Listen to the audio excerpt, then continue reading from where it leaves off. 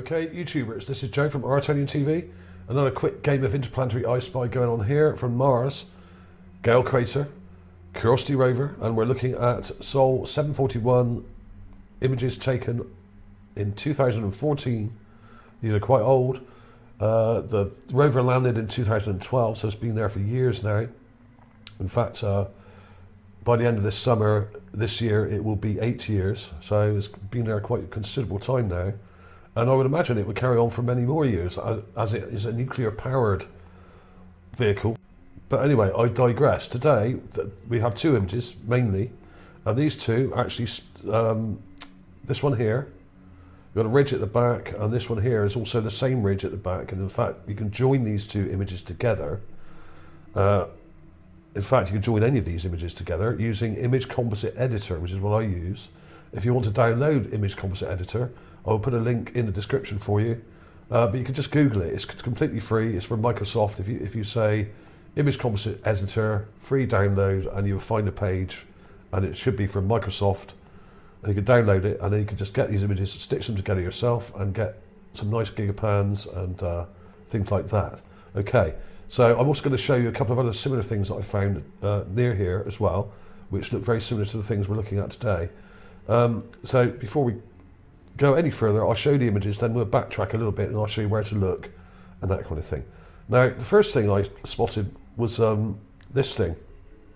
Now, you may have seen this already. This was in my compilation video that I did at the end of last year, only about a week or so ago, which is up here on my channel, and it's called Top Mars Finds of 2019, Buildings, UFOs, Statues and Skulls. Loads of crazy stuff in here. Now, this thing that I'm just about to show you was shown in that. So this was found last year.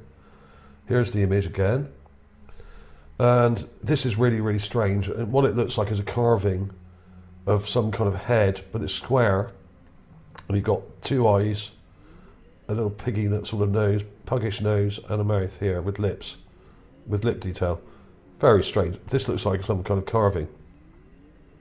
I'm not really sure what to say about it really, apart from the fact it looks very cartoonish and quite primitive. But a lot of these carvings do on Mars. Some of them look quite childish. And it may be, in fact, that some of them are very ancient indeed and were done by sort of quite a primitive culture. Although some of the statues I've found, and there are over 100 on my channel now, do look very sophisticated and very perfect and beautifully carved, whereas this looks very crude. Of course, parts of it may have broken off. It's got this rather strange bit on top here, sticking out, just here. But the eyes look very cartoonish, and you can see why I called it SpongeBob, because it's just really, really, really kind of cartoonish and childish looking. Very strange indeed. So there was that.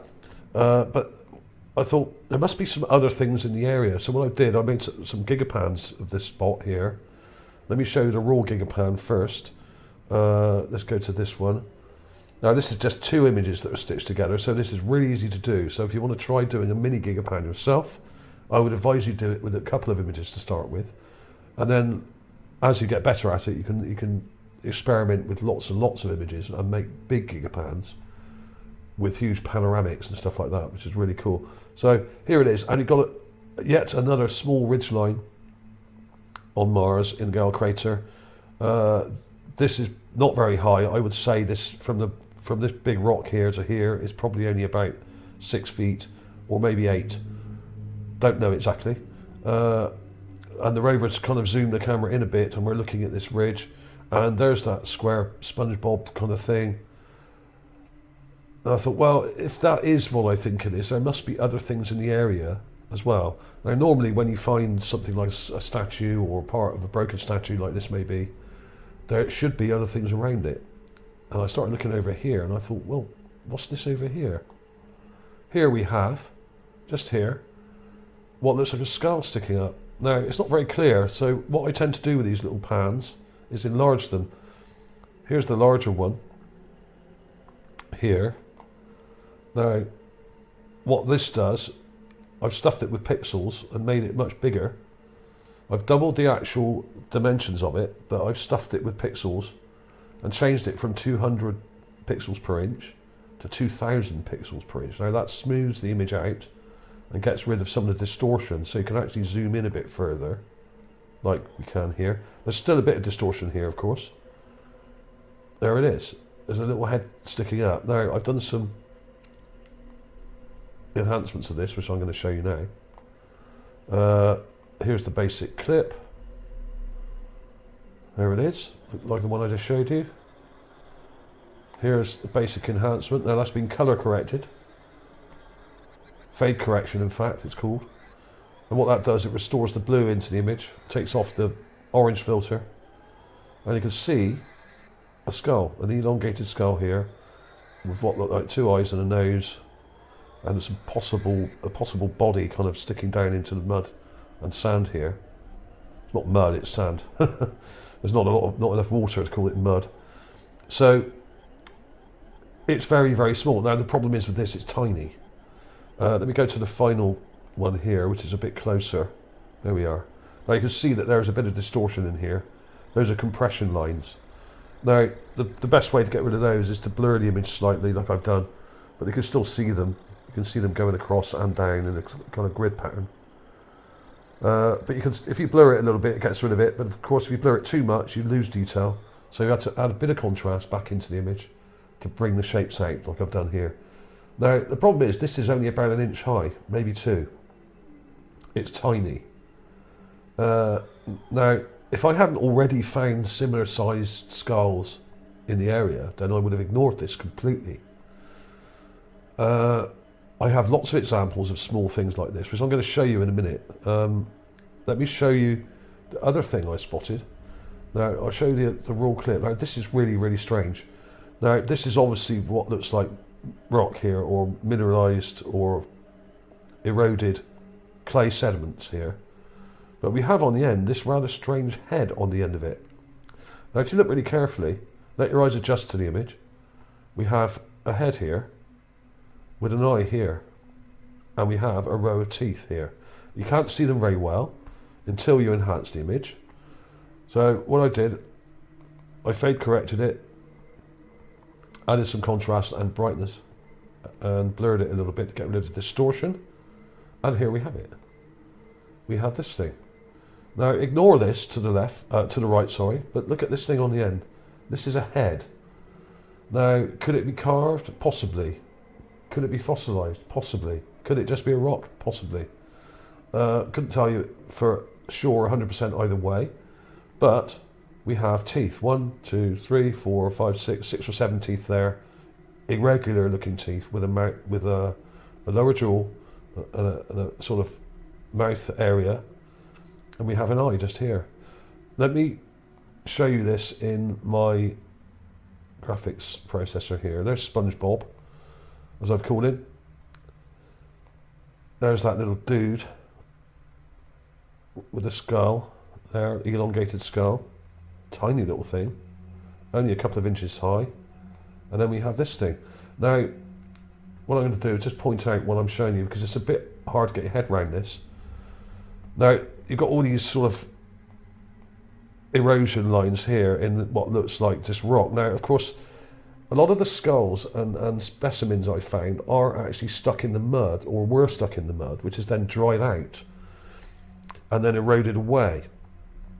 Basically, this is the bottom of a lake bed, so things may have fallen into the actual silt and mud and sediment and mineralized, and then over thousands of years, these things became exposed. The softer sedimentary layers have eroded away, leaving what looks like a skull behind. And here it is. So let's get rid of those lines there. If you look carefully, you can see an eye here. Just there. In fact, let's make that a bit smaller. You've got an eyelid there and an eye coming down like that. And you can even see the remains of an iris there. You have the upper lip area or upper jaw part, lower jaw part here, coming up like that. And we have a row of teeth coming along here.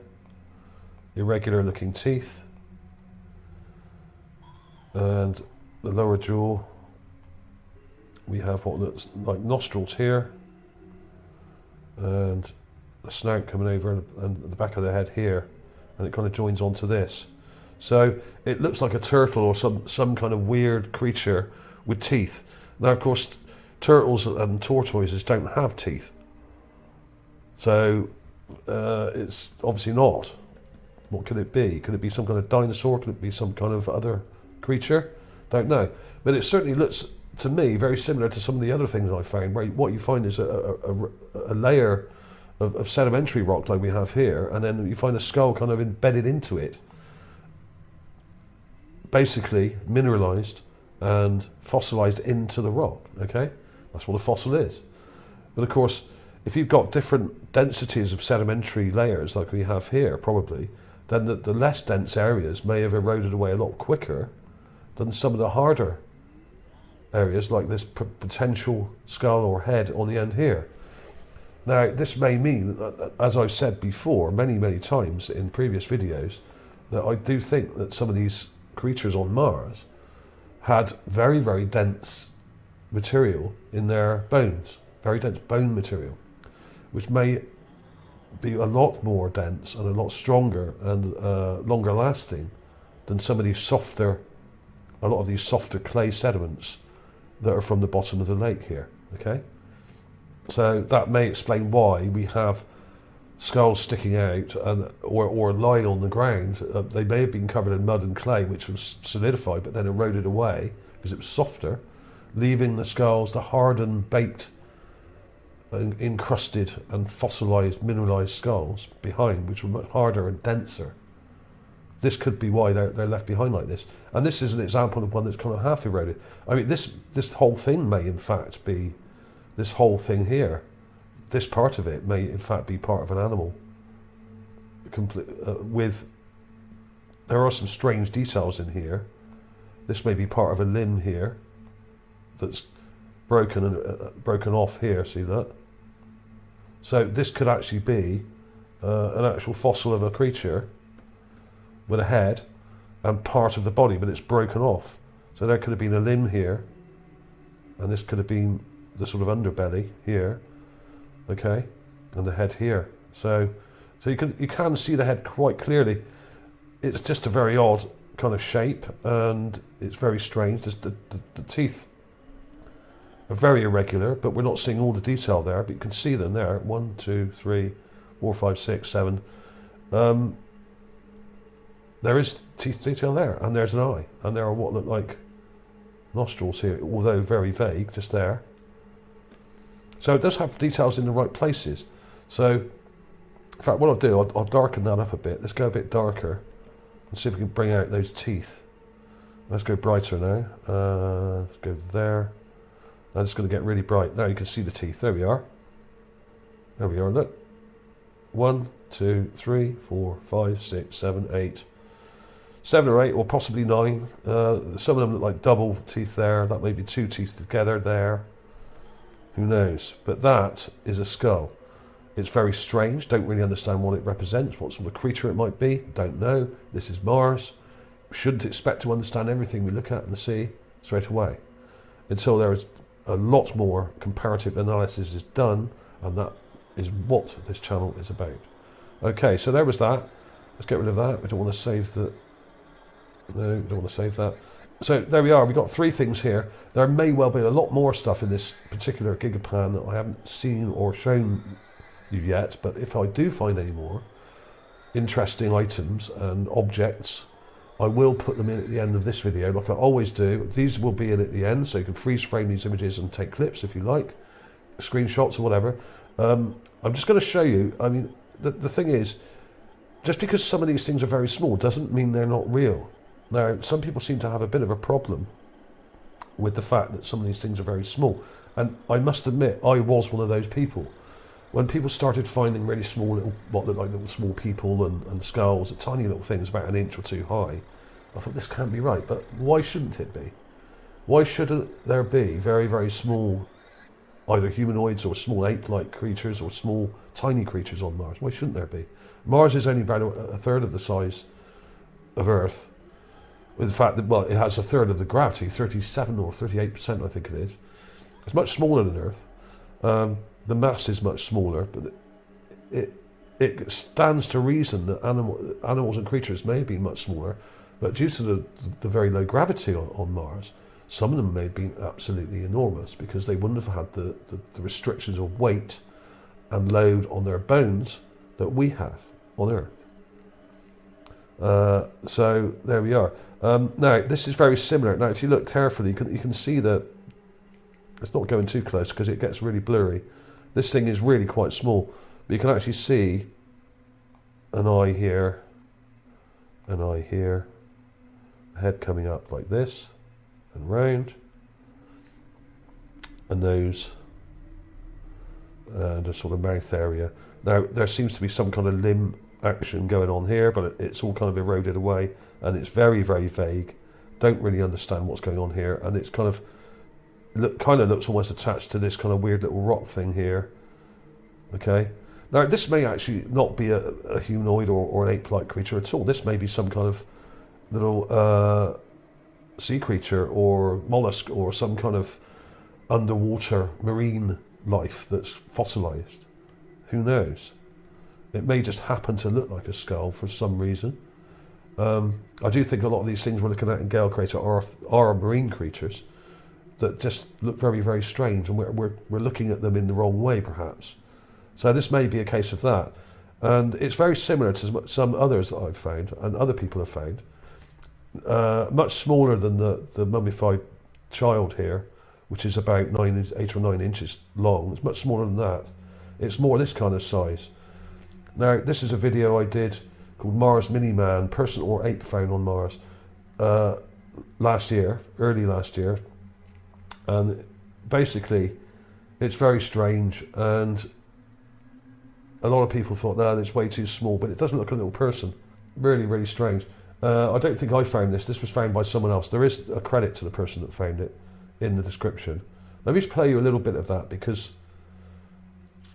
this is very similar in scale, and it's not the only one of its type. There are quite a few of these little things.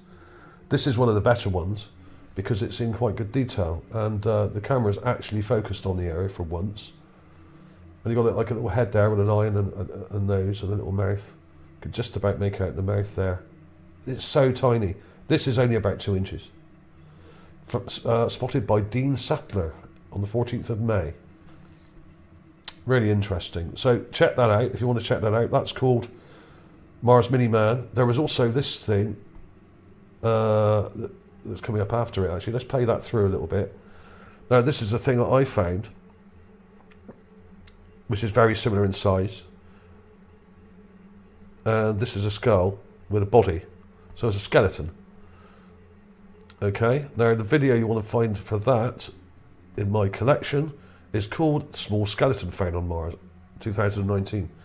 So this is also the same sort of scale, and we've got a very similar elongated looking skull here, but with this one you can actually see what the remains of a fossilized skeleton behind the skull. Here, there's the skull, the light object here, and you can see what looks like a limb. Let me freeze frame that. It's pretty vague. There's a limb here and what looks like a limb here, and it's all kind of twisted up, and what look like bones and stuff in there, kind of encrusted into this rock, which was probably just sedimentary clay that's hardened and baked hard. Okay, and it's all kind of baked into it. This would once have been surrounded by water.